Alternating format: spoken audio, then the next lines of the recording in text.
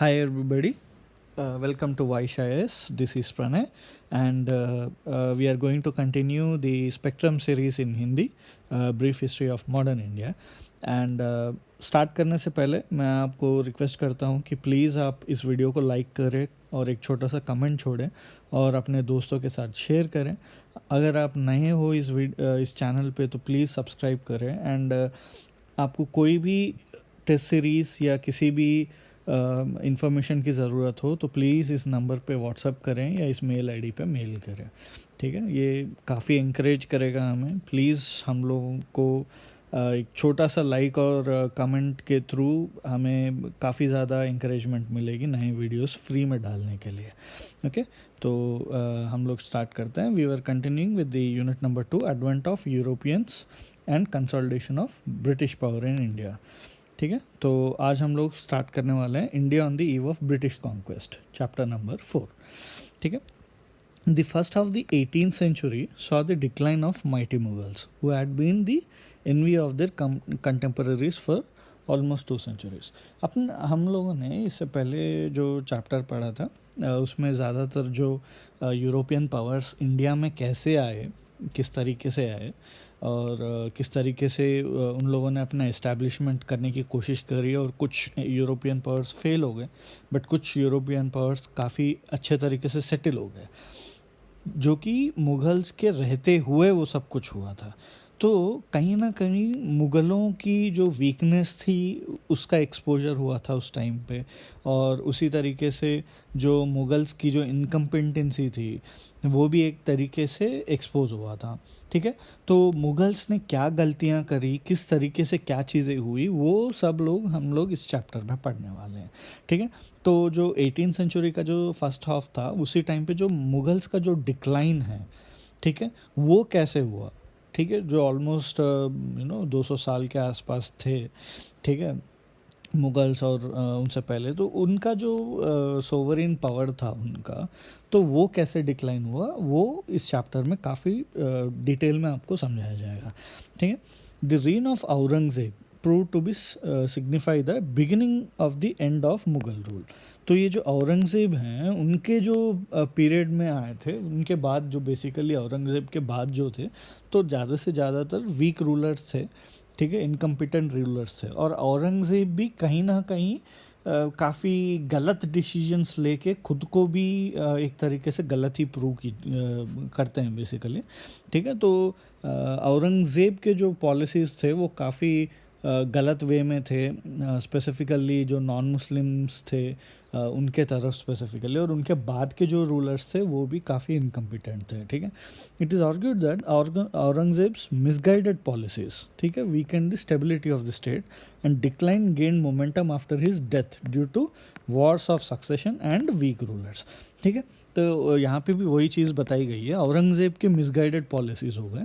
ठीक है, और ऊपर से उस टाइम पे जो फिनेंशियल क्रंच था, जो पैसे जो मुग़ल के ट्रेजरी में आया करते थे उनमें काफ़ी सारे करप्शन चल रहा था उस टाइम पे जो उनका स्टेट था. ठीक है, और वो जो ट्रेजरी आ भी रही थी उनको गलत तरीके से यूज़ किया जा रहा था. तो उनके डेथ के बाद वो चीज़ें और ज़्यादा हो गई बिकॉज ऑफ कंटिन्यूस वॉर्स भी थे उस टाइम पे, और दूसरे यूरोपियन पावर्स के साथ भी वॉर्स थे. दूसरे जो छोटे छोटे इंडिपेंडेंट स्टेट्स बन रहे थे उनके तरफ भी काफ़ी प्रेशर था. ऊपर से जो वीक रूलर्स थे उनके खुद में काफ़ी सारे लड़ाइयाँ हुई थी. ठीक है, कि कौन सक्सेसर बनेगा, वैसी चीज़ें. ठीक है, though Mohammad Shah ruled for a long spell of 29 years. ठीक है, a revival of the imperial fortunes did not take place as he was an incompetent ruler. ये मोहम्मद शाह भी incompetent ruler बोले गए हैं. ठीक है, reign witness the establishment of the independent states of Hyderabad, Bengal, Awadh and Punjab. देखिए, ये मोहम्मद शाह से पहले जो प्रीवियस पीरियड था वहाँ पे जो इंडिपेंडेंट स्टेट्स नहीं बने थे. इवन जो छोटे छोटे मतलब जो थे, जो छोटे छोटे जो स्टेट्स इवन उसी टाइम पे जो फॉर्मेशन थे फिर भी वो सोवरिन मुग़ल एम्पायर को ही माना करते थे. बट जब मोहम्मद शाह के जो रीन था उस टाइम पे काफ़ी स्टेट्स इंडिपेंडेंट स्टार्ट हो गए. वो भी वन ऑफ द एक मेजर रीज़न था मुग़लों का बेसिकली इनकम्पिटेंसी दिखाने का, ठीक है.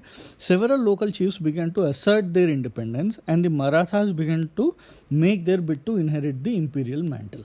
सो बेसिकली इन लोगों का जैसे जैसे टूटने लगा था एम्पायर, काफ़ी छोटे छोटे चीज़ें बन रही थी, जैसे कि हैदराबाद हो गया, बंगाल हो गया, अवध हो गया, पंजाब हो गया, ऐसे जो इंडिपेंडेंट स्टेट्स बन रही थी, उसी टाइम पे ऑब्वियसली जो मराठास थे, जिनका एक पूरा एक इंडिया का एक कंप्लीट मतलब इससे पहले इवन जो मुगल्स थे उनको भी ये नहीं था कि हम लोग पूरा इंडिया फैलाएंगे और पूरा इंडिया हम लोग रूल करेंगे, बट मराठास का एक ड्रीम था उस टाइम पे.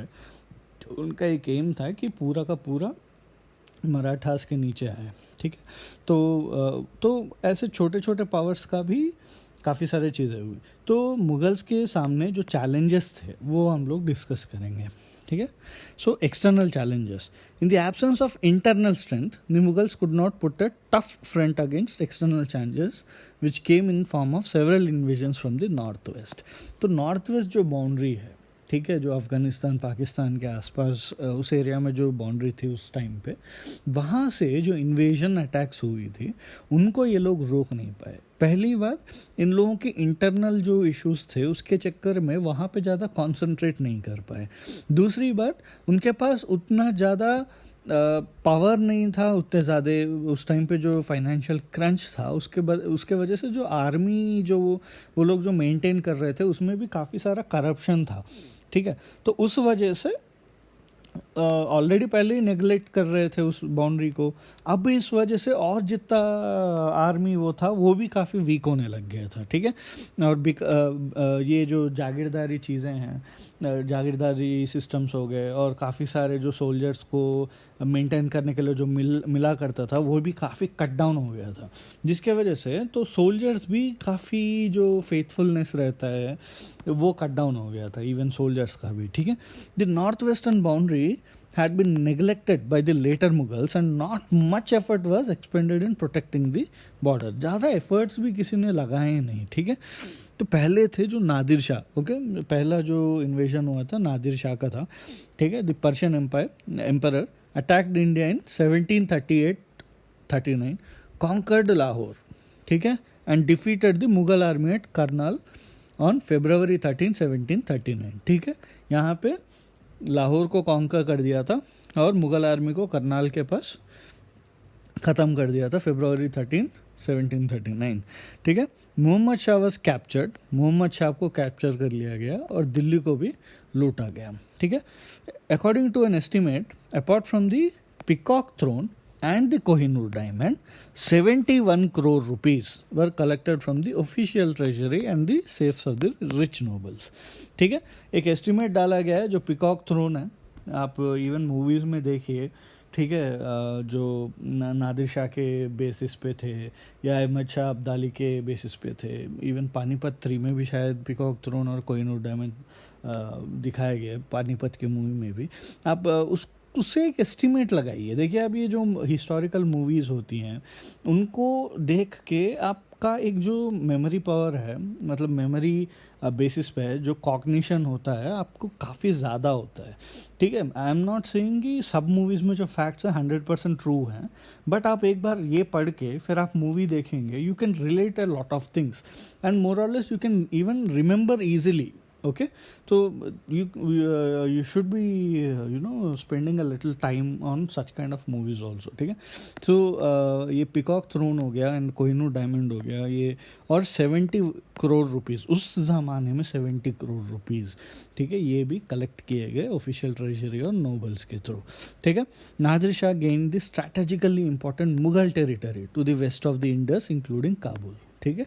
Thus India once again became vulnerable to the attacks from the north west, ठीक है. तो इससे पहले स्टार्टिंग से ही आप देखिए, जो एंशंट इंडिया था, जब अलेक्जेंडर का उस टाइम पे जो प्रवेश हुआ था, अलेक्जेंडर के जो आर्मी थी वो लोग क्रॉस करने से डरी थी, ठीक है, क्योंकि उनका मानना था बहुत बड़े बड़े हाथियाँ होती हैं, बहुत बड़े बड़े जो किंग्स हैं काफ़ी खूंखार होते हैं, अशोका के पीरियड के टाइम की बात है, ठीक है. तो उस टाइम पे भी जो चंद्रगुप्त मौर्य थे उनके उस पर भी अटैक करने से डरे थे। मतलब उस टाइम पे भी ये नॉर्थ वेस्ट के तरफ काफ़ी ज़्यादा कंसंट्रेट करते थे, क्योंकि वो वन ऑफ द वे था एंटर करने का, जो पासेस थे नॉर्थ वेस्ट के थ्रू, ठीक है, वहाँ से एंटर करने का। It was one of the most weakest part, क्योंकि नीचे तो पूरा बाकी कोस्टल एरिया और ऊपर पूरा हिमालयास ने कवर करके रखा है, बचा के रखा है। तो बचा ये एक मेजर चीज़ था जहाँ से इजीली इन्वेजन होने के चांसेस ज़्यादा थे, तो स्टार्टिंग से कॉन्सेंट्रेट कर रहे थे। बट अब ये मुगल्स के जो लेटर मुगल्स का जो पीरियड था, वहाँ पे बहुत ज़्यादा निगलेक्ट किया था, वो अपने ही धुन में मस्त थे उस टाइम पे, ठीक है। उस वजह से ये नादिर शाह का बहुत ज़्यादा इजीली इन्वेजन हुआ था, ठीक है। और अब कम्प्लीटली, अब एक बार डिवास्टेशन हो गया तो ऑटोमेटिकली आगे फ्यूचर में इजीली कॉन्कर किया जा सकता है या पास किया जा सकता है। उसके बाद आया था अहमद शाह अब्दाली, ठीक है, जो अहमद शाह दुर्रानी भी बुलाया जाता था, was elected the successor of Nadir Shah after the latest death in 1747, invaded India several times, काफ़ी बार, between 1748 to 1767. He continuously harassed the Mughals and who tried to buy peace in 1751 to 52 by ceding Punjab to him. Even मुग़लों ने पंजाब उनको दे दिया था, ठीक है, ताकि वो कम से कम चुप बैठे। बट नहीं, वो फिर से आते रहे। 1757 में Abdali captured Delhi and left behind an Afghan caretaker to watch over the Mughal emperor, ठीक है। यहाँ पे उन्होंने एम्पररशिप लिया नहीं, बट उनका एक इंसान को रख दिया था, ठीक है, जो इसके इंस्ट्रक्शंस जो भी है अहमद शाह अब्दाली के, ठीक है, वो फॉलो करें Mughals. Before his return Abdali had recognised Alamgir II as the Mughal emperor and Rohilla chief Najibuddaula as Mir Bakhshi of the empire. ये जो लोग हैं स्पेसिफिकली, ये नजीबुद्दौला एंड ऑल, ये लोग अहमद शाह अब्दाली की तरफ ही ज़्यादा हेल्पिंग थे। और अहमद शाह अब्दाली को इवन काफ़ी मतलब अगर डीपली अगर आप मिडिएवल इंडिया पढ़े तो आपको ये भी पता चलेगा कि काफ़ी लोगों ने जो बिट्रायल किया है, जो बाकी के नेशंस थे, मतलब बाकी के जो स्टेट्स थे, उनके साथ बिट्रेयल का सीन था बहुत सारा, ठीक है। तो उसके थ्रू अहमद शाह अब्दाली को बुलवाया गया था, क्योंकि उसी टाइम पे मराठाओं का जो प्रेजेंस है, वो काफ़ी इन्फ्लुएंस है, जो काफ़ी बढ़ गया था। तो अहमद शाह अब्दाली को स्पेसिफिकली बुलवाया गया था at a point of time, specifically third battle of Panipat से पहले, ठीक है, acts as a personal supreme agent of Abdali, ठीक है। ये है अहमद शाह अब्दाली, ठीक है। 1758 Najibuddaula was expelled from Delhi by the Maratha chief Raghunath Rao who also captured Punjab, ठीक है। 1758 में ये जो नजीबुद्दौला है, स्पेसिफिकली ये अहमद शाह अब्दाली के एक एजेंट थे, तो इनको भी उनको उखाड़ के फेंक दिया था वहाँ से, ठीक है। और पंजाब को भी कैप्चर कर लिया था अंडर रघुनाथ राव, ठीक है। 1759 में Ahmad Shah Abdali returned to India to take revenge on the Marathas. 1761 Abdali defeated the Marathas in the third battle of Panipat. The last Abdali's invasion came in 1761। मतलब 1761 में ऑलरेडी मराठास को ख़त्म कर दिया था। उसी टाइम पे almost more or less Marathas का जो पावर था, जो उनका ड्रीम था पूरे इंडिया को रूल करने का, वो भी ख़त्म हो गया था, ठीक है। ये हुआ था जनवरी संक्रांति के दिन मोस्ट प्रोबेबली, ठीक है, 1761 में थर्ड बैटल ऑफ पानीपत, ठीक है। और उसके बाद भी 1767 में भी, मतलब उसके बीच में भी इन्वेजन्स हुए, और 1767 में लास्ट इन्वेजन था इनका, ठीक है। और ये जैसे ही मराठास ख़त्म हो गए थे और मुगल्स का भी सपोर्ट ख़त्म हो गया था, तो यहाँ से मोर और लेस कंप्लीट डिक्लाइन शुरू हो चुका था, ठीक है। हम लोग अभी देखेंगे जो पानीपत में इतने सारे बैटल्स जो हुए हैं, तो ठीक है, तो कौन कौन से बैटल्स हुए हैं, ठीक है। फर्स्ट बैटल था बाबर और इब्राहिम लोदी के बीच में।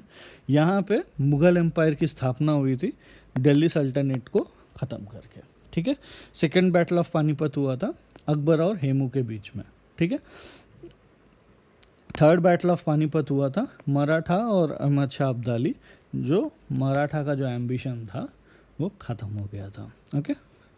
तो उसके बाद आती है बात वीक रूलर्स की, जो औरंगज़ेब के बाद के थे, ठीक है। वो कौन कौन थे एक बार ब्रीफली हम लोग देख लेंगे, ठीक है। बहादुर शाह 1 1709 टू मार्च 1712, आप देख सकते हैं मुश्किल से 2-3 साल बस, ठीक है। After a nearly 2 year long war of succession the 63-year-old, मतलब देखिए आप यहाँ पे ऑलरेडी बुढ़ा हो चुका है, ठीक है। Prince Muazzam the eldest son of Aurangzeb became the emperor taking the title Bahadur Shah, ठीक है। He was later called Bahadur Shah 1. He had killed his brothers Mohammad Azam and Kam Bakhsh in the war of succession. देखिए उन्होंने अपने भाइयों को मार दिया था, मोहम्मद आजम और काम बख्श, ठीक है। Khafi Khan gave the title of Shahi Bekhabar to बहादुर शाह, ठीक है। खफी खान, ठीक है, give the title of Shahi बेखबर। तो शाही बेखबर कौन है? बहादुर शाह 1, ठीक है। He adopted a pacific policy with the Marathas, ठीक है, the Rajputs and the Jats. Shahu the Maratha prince was released from Mughal captivity and Rajput chiefs were confirmed in their respective states. तो मोर और लेस इन्होंने स्पेसिफिकली एक पीस पॉलिसी अपनाई थी, ठीक है। आप अपना काम कीजिए, हम अपना काम करेंगे, ठीक है। हम लोग आप में इंटरफियर ना करेंगे जब तक आप हम थोड़ा बहुत ट्रेजरी भरते रहें आप, ठीक है। However the Sikh leader Banda Bahadur attacked the Muslims in Punjab and hence the emperor took action against him.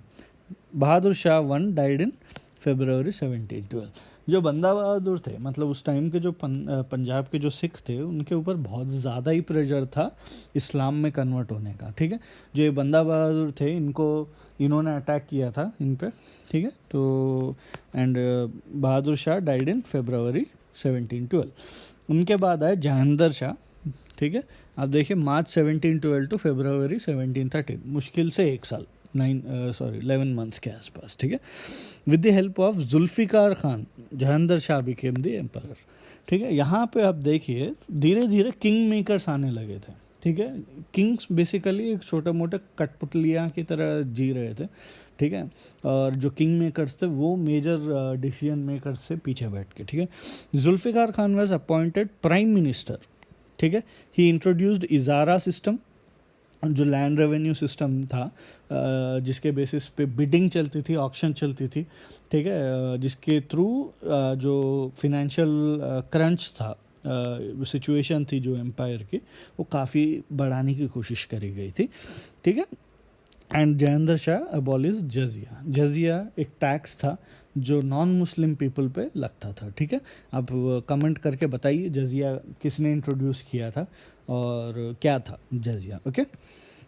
So next आए थे फारूक सियार, जो थोड़ा बहुत लंबे टाइम के लिए थे, ठीक है। आफ्टर किलिंग जहांगीर शाह, देखिए ये जहांगीर शाह को मारे with the help of Sayyid brothers Abdullah Khan and Hussain Ali, known as king makers. देखिए किंग मेकर्स का वर्ड स्पेसिफिकली यूज़ किया गया है यहाँ पे. ये लोग किंग बनाया करते थे और पीछे से जो मेजर पावर रहती थी वो इन्हीं के हाथ में रहती थी.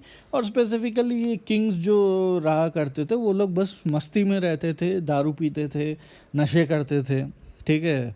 तो उनका वैसा ज़्यादा रहता था. और जो किंग मेकर्स थे वो ज़्यादातर डिसीजन मेकर्स थे, ठीक. फारूक सियार became the new emperor. He followed a policy of religious tolerance by abolishing jizya and pilgrimage tax, ठीक है. तो यहाँ पे उनका रिलीजियस टॉलरेंस जो था वो अच्छा था और जजिया उन्होंने अबॉलिश कर दिया था, ठीक है. 1717 he gave farmans to the British.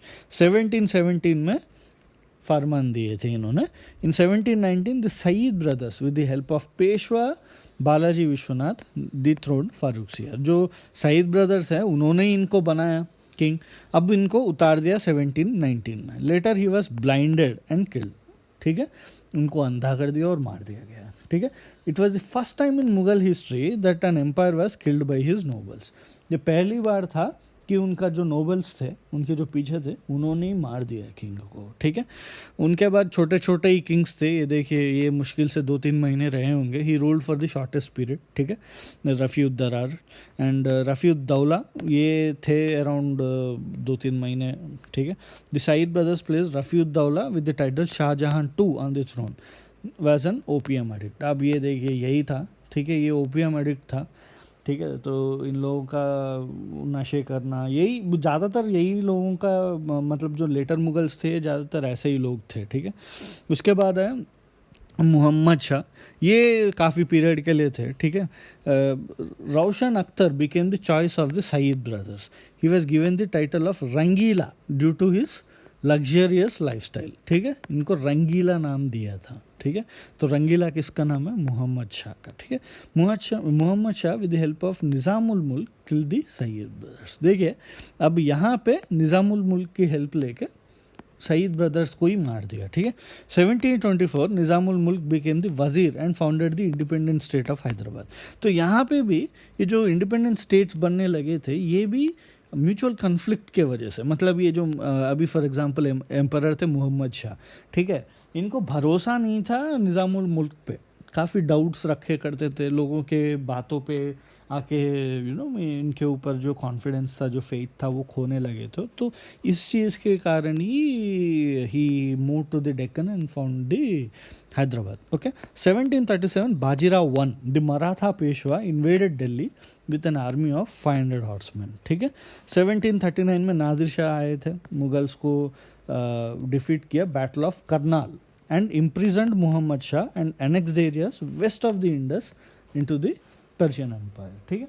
जो इंडस के लेफ्ट साइड में जो भी था वो सब कुछ पर्शियन एम्पायर में मिला दिया, मोर और लेस जो अफगानिस्तान और काफ़ी सारा पाकिस्तान का जो पार्ट था, ठीक है। उनके बाद आए अहमद शाह 1748 से 1754, इनकम्पिटेंट रूलर थे, ठीक है। State affairs in the hands of उद्धम बाई द क्वीन मदर, ठीक है। उद्धम बाई जो थी given the title of Qibla Alam was a lady of poor intellect who ruled with the help of her paramour Javed Khan and notorious eunuch, ठीक है। उसके बाद आए आलमगीर, वो भी 4 साल, was grandson of Jahandar Shah. Ahmad Shah Abdali, the Iranian invader, reached Delhi in January 1757.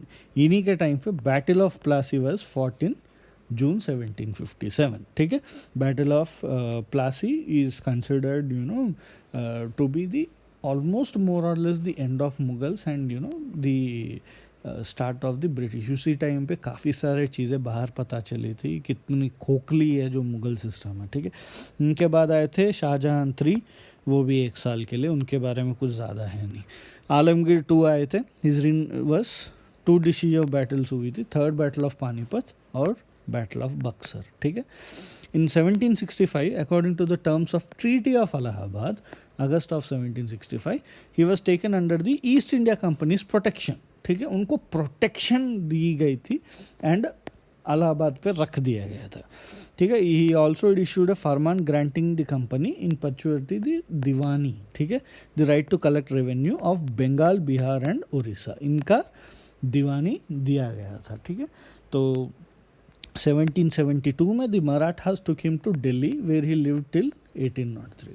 In 1803 he again accepted the protection of the English after the defeat of Daulat Rao Scindia by the English. Afterwards the Mughal emperors became the prisoners of the English. तो ये more or less last थे जो खुल के थे काफ़ी, ठीक है। बाकी उनके बाद जो भी थे वो सब लोग ब्रिटिशर्स के जो पेंशन मिलता था उनके उस पे रहते थे, पेंशनर्स ऑफ इंग्लिश, ठीक है। तो नेक्स्ट है Akbar 2, he gave the Raja to Ram Mohan Rai.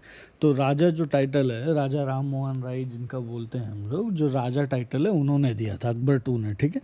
1835 the coins bearing the names of Mughal emperors were stop. तो इन्हीं के टाइम पे जो मुगल एम्पररों के नाम पे जो कॉइन्स निकलती थी वो स्टॉप कर दी गई। इवन जो ब्रिटिश मिंटिंग हुई थी वो भी मुगलों के नाम पे ही हुई थी, ठीक है, वो भी रोक दिया गया, ठीक है। नेक्स्ट है बहादुर शाह 2, जिनको बहादुर शाह जफ़र भी बोला जाता था, ठीक है, was the last Mughal emperor. The revolt of 1857, 1857 का जो रिवोल्ट था उस टाइम पे इनको एम्परर घोषित करने की पूरी कोशिश करी गई थी, जो छोटे छोटे स्टेट्स थे। तो जो आप आगे पढ़ेंगे, मतलब जो रिवोल्ट हुआ था कैसे हुआ था, ठीक है, जो मंगल पांडे का जो इशू हुआ था, ठीक है, उस टाइम पे इनको एम्परर ऑफ इंडिया बोला गया और दिल्ली मार्च किए सब लोग। एंड उस टाइम पे he was very old and incompetent at that point of time, ठीक है। एंड उसके बाद इनको कैप्चर कर लिया गया इंग्लिश वालों के साथ एंड रंगून भेज दिया गया था एंड ही डाइड इन 1862।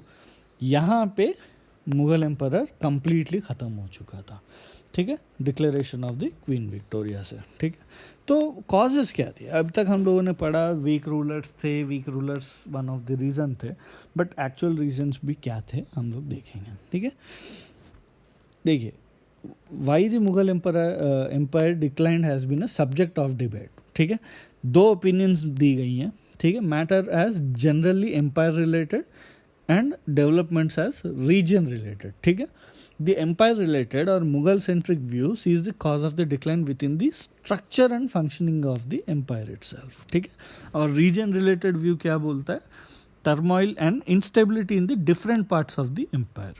ठीक है, डिक्लाइन दोनों रीजंस के वजह से हुआ था। ठीक है, एम्पायर रिलेटेड, जो एम्पायर के अंदर जो स्ट्रक्चर था, जो फंक्शनिंग थी, जो एडमिनिस्ट्रेशन था, वो टूट चुका था कम्प्लीटली। और रीजन में जो छोटे छोटे इंडिपेंडेंट स्टेट्स बन रही थी, जिनके वजह से एक छोटा इंस्टेबिलिटी फॉर्म हो रही थी, छोटे छोटे वॉर्स हो रहे थे हर जगह पे, तो वो भी वन ऑफ द रीज़न था। ठीक है, the process of disintegration of the Mughal empire began during the reign of Aurangzeb, but it picked up momentum only after his death in 1706। Aurangzeb के टाइम पे ही काफ़ी, क्योंकि औरंगजेब के जो पॉलिसीज़ थे वो सबको पसंद नहीं थे, स्पेसिफिकली जो नॉन मुस्लिम स्टेट्स थे, छोटे छोटे राजपूत हो सकते हैं, तो ऐसे उनका ऑलरेडी दूर होना और कट जाना जो मुग़ल एम्पायर से वो शुरू हो चुका था। और उनके मरने के बाद जो इनकम्पिटेंट रूलर्स थे, जो बेमतलब के जो रूलर्स थे, वो भी one of the major reason. At his death, conditions were not such that the process of decline could not be checked. ये कहा गया है जब उनकी मौत हो गई थी उस समय भी शायद बचा सकते थे। ठीक है, उस समय भी जो मुग़ल एम्पायर है उसको बचा सकते थे, but because of the incompetent rulers, जो आगे के जो रूलर्स हैं वो खुद व खुद ही लड़ते थे, उनके बीच में एक यूनिटी नहीं थी।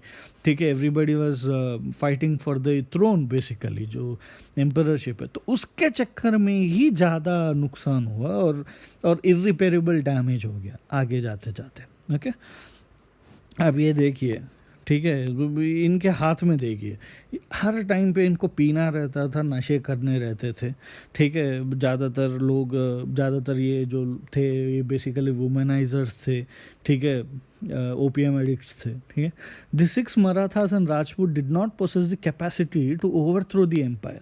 उस टाइम पे जो छोटे छोटे थे, 6 थे, मराठास थे, राजपूत थे, उन लोगों ने मुग़ल एम्पायर को कम्प्लीटली ख़त्म करने की कोशिश नहीं करी है, बट अपना इंडिपेंडेंस को दिखाने की कोशिश करी है, अपने इंडिपेंडेंस को बचाने की कोशिश करी है।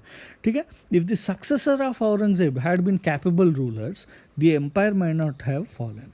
अगर उस टाइम पे जो आगे के जो रूलर्स थे औरंगज़ेब के बाद के, अगर वो अकबर जैसे या बाकी के जो रूलर्स थे प्रीवियस के, वैसे अगर बहुत ज़्यादा कम्पिटेंट होते, शायद ब्रिटिशर्स शायद आ ही नहीं पाते। ठीक है, ब्रिटिशर्स शायद उतना स्पेसिफिक वो नहीं कर पाते। Most of the emperors who came after him prove to be incapable, weak monarchs who hastened the process of disintegration of the empire and finally its collapse. ठीक है, the major factors which contributed to the downfall of the Mughal empire, shifting allegiance of zamindars. जो ज़मींदार थे, देखिए उस time पे 2 powers थे, एक ज़मींदार्स थे और एक नोबल्स थे। ज़मींदार्स बेसिकली लैंड के जो ओनर्स थे, हेरिडिटरी, उनको एक हेरिडिटरी, जैसे ही अभी ये ज़मींदार है उसका बेटा भी ज़मींदारी बनेगा, उसका बेटा भी ज़मींदार बनेगा।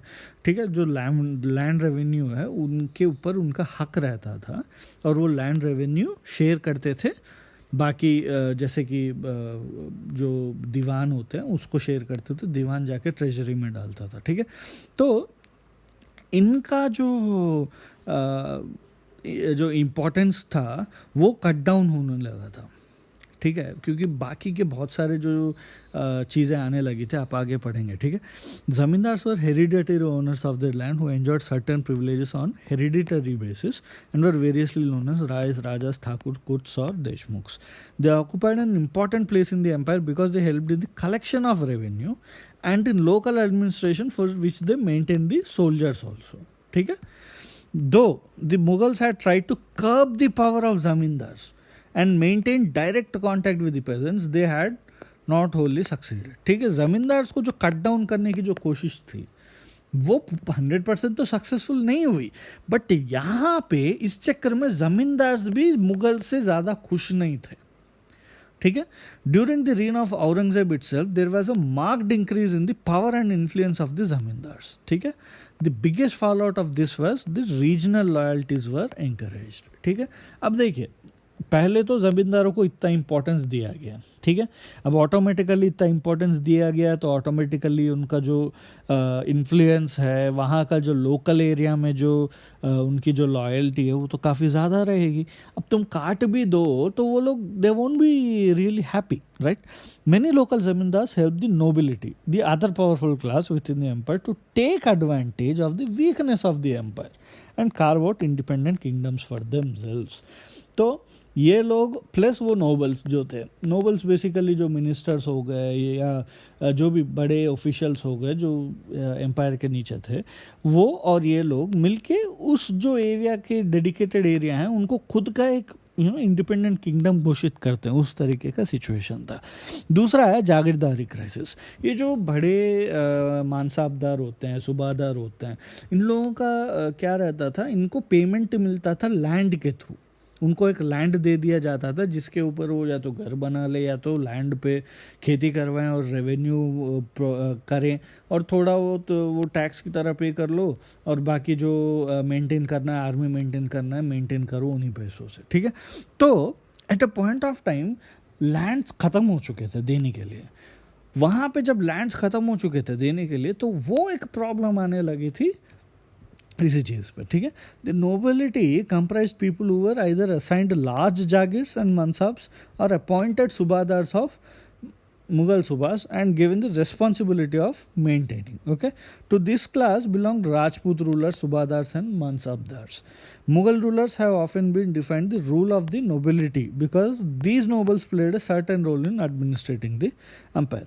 Akbar had provided a well-knit organization. Akbar का जो hierarchical designing थी, जो organization की designing थी, one of the beautifulest माना जाता है, one of the beautiful है, ठीक है. But ये जो डिविजिवनेस थी, इनके बीच में जो डिविजन्स थे, इवन द नोबिलिटी के बीच में जो डिविजन्स थे रिलीजन के बेसिस पे या होमलैंड के बेसिस पे, ट्राइब के बेसिस पे या कैटेगरी के बेसिस पे, तो ये one of the major reason था. ठीक है, जिसके बीच में एक म्यूचुअल राइवलरी थी, जेलसीनेस थी, कॉन्टेस्ट फॉर पावर था.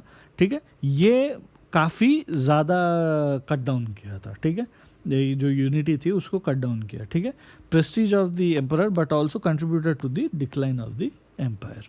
ठीक है, राइज ऑफ रीजनल एस्पिरेशंस. अब ये जो रीजनल लोग हैं उनको खुद का इंडिपेंडेंट बना, क्योंकि मुगल से देखो, मुगल ज़्यादा हेल्प भी नहीं कर पा रहा, अब टैक्सेस मुगल को ज़्यादा पहुंच नहीं रहे.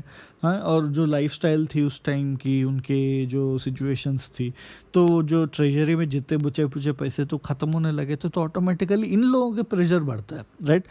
Aurangzeb's reign itself witnessed powerful regional groups like the Jats, Sikhs, Marathas defying the authority of the Mughal state in their bid to create kingdoms of their own. They did not succeed in their efforts, but they influenced the future course of political events in their respective regions. The continuous struggle against the empire for political ascendancy weakened the empire considerably. Okay, Aurangzeb and after him Bahadur Shah I, by attempting to suppress the Rajputs, spurred them to battle against the Mughals. ठीक है, उन्होंने काफ़ी कोशिश की थी राजपूतों को दबाने की. ठीक है, बट जिसके चक्कर में राजपूतों ने हमला बोला था इनके ऊपर, मुगलों के ऊपर. The later Mughals made an effort to follow a policy of reconciliation with the Rajputs, but by then it was already too late. The Rajputs no longer trusted the Mughals enough to ally with them for the welfare of the empire. ठीक है, हम देखिए situation क्या है. मुगल दबाने की कोशिश किए, फिर उसके बाद जो मुगल आए वो लोग टॉलरेंस और रिकन्सिलेशन, ठीक है, ये सब कुछ ट्राई किए, बट ऑलरेडी काफ़ी चोट लग चुकी थी राजपूत हो गए, सिख हो गए, इन सबको. उसी चक्कर में वो मुगल से दूर ही भागना चाहते थे और मुगल को ही दबाने की कोशिश कर रहे थे. Marathas were also becoming formidable enemy. The Reim vassal first limited only to regaining control over the region of Maharashtra, but it soon went on, including getting legal sanction from the Mughal emperor for collecting Sardesh Mukhi and Chauth throughout India. ठीक है, तो eight a point of time ये जो taxation जो system था, ठीक है, उसके लिए भी ये लोग मराठास के ऊपर ही ज़्यादा डिपेंडेंट थे. स्पेसिफिकली इन लोगों का जो था महाराष्ट्र को कवर करने का, बट लेटर पूरा ऑल इंडिया वाइज ये लोग कलेक्ट करने लगे थे. ठीक है, they forced northwards and by 1740 succeeded in spreading their influence over the provinces of Gujarat, Malwa and Bundelkhand. देखिए, at a point of time जब मुग़ल ट्रेजरी पे जितनी प्रेशर था मुग़ल ट्रेजरी पे, तो उन लोगों को इनको एक्सेप्ट करना पड़ा उस तरीके से. सो मराठास जो थे मोर और लेस जो टैक्स खींचने वाले जो एजेंट्स होते हैं ना, वैसे लोग बन गए थे. ठीक है, 1740 में इनका इन्फ्लुएंस काफ़ी बढ़ गया. गुजरात में मालवा, बुंदेलखंड, ये पूरा एरिया ये लोग कवर करने लगे. Rajput struggle against the empire and the growing ambition of power of the Marathas thus adversely affected the Mughal might. बात आती है अब इकोनॉमिक और एडमिनिस्ट्रेटिव प्रॉब्लम्स की. The number of amirs and their ranks or mansabs had increased sharply. ठीक है, over time there was little land left to be distributed among them as jagirs. ठीक है, ये हम लोग पढ़ चुके हैं. Aurangzeb try to solve the problem acute shortage of jagirs और bejagiri by showing enhanced income from the jagirs on the record.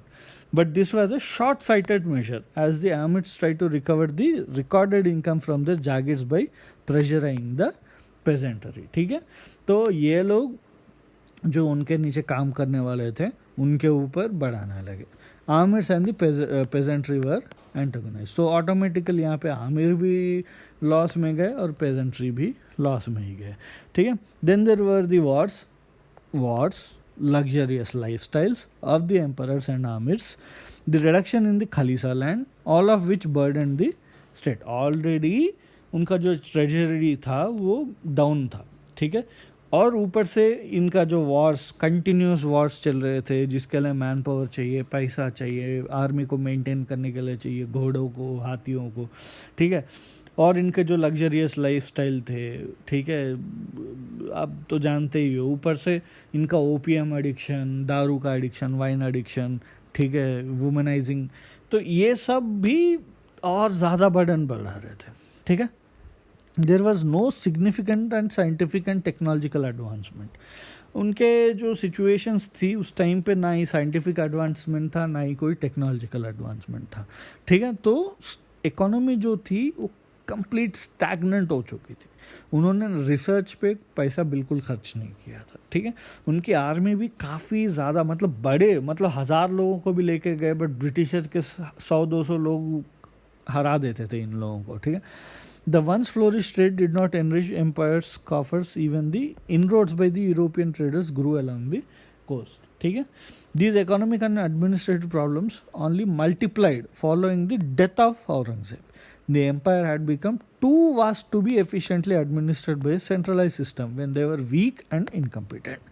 ठीक है, पहले छोटे छोटे गवर्नर्स को रख के उस तरीके से सेंट्रलाइज्ड वे में चलाते थे. अब क्या है, जो सेंट्रल में ही कोई स्ट्रांग रूलर नहीं है, तो जो गवर्नर्स हैं क्यों बात ही सुनेंगे. ठीक है, तो आज के लिए इतना ही. So second part next class में आप अटेंड कीजिए. ठीक है, आगे हम लोग पढ़ेंगे कि जो जिस तरीके से जो यूरोपियन जो ब्रिटिशर्स थे उनका कैसा, मतलब किस तरीके से उन लोगों ने अप्रोच किया और किस तरीके से उन्होंने सेटअप किया था. ठीक है, so that's all for today and I hope you find this video useful. Please like कीजिए, कमेंट कीजिए, शेयर कीजिए अपने दोस्तों के साथ. एंड अगर नए हैं तो प्लीज़ सब्सक्राइब कीजिए. प्लीज़ आप कमेंट तो छोड़िए, हमें पता तो चलेगा कम से कम कितने लोग एक्चुअल में क्लासेस अटेंड कर रहे हैं और कितना यूज़फुल हो रहा है. और कुछ भी आपको दिक्कत है या आपको कोई भी टेस्ट सीरीज़ या किसी भी कोचिंग मटेरियल के बारे में जानना है, प्लीज़ आप इस व्हाट्सएप नंबर पे मैसेज कीजिए और आप मेल भी कर सकते हैं. ठीक है, that's all for today. Thank you and have a great day.